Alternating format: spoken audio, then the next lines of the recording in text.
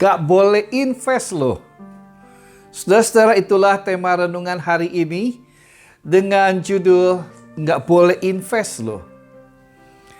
Tahun 1991 ada sebuah film yang berjudul The Other People's Money.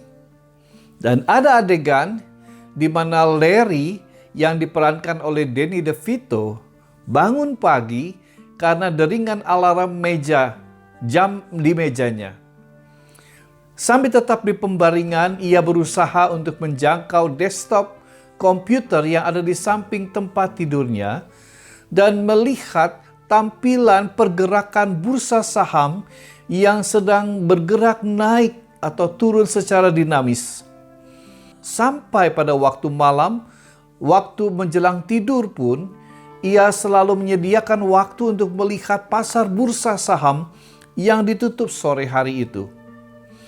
Ia melihat pergerakan dari harga saham perusahaan yang dimilikinya. Bapak Ibu Saudara, mungkin kita tidak secara ekstrim seperti Larry yang selalu melototin layar mengikuti pergerakan nilai bursa saham perusahaannya itu.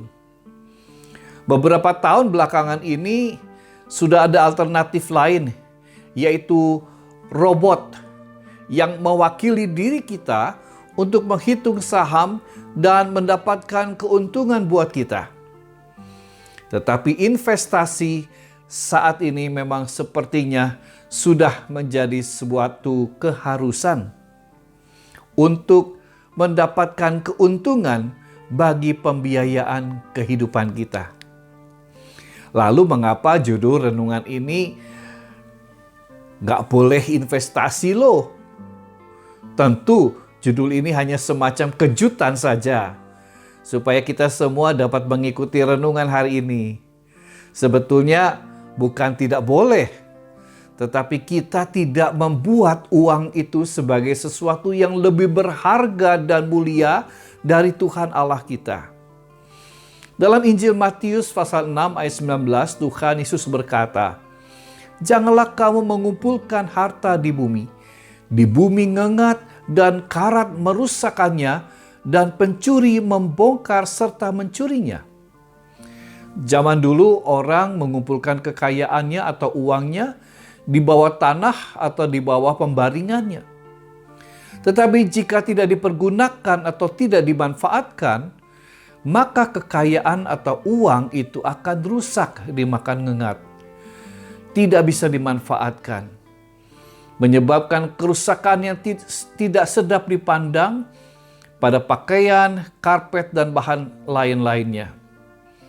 Dengan demikian, jika disimpan saja, maka uang akan rusak. Karena itu, uang dikerjakan atau diinvestasikan untuk menambah biaya kehidupan.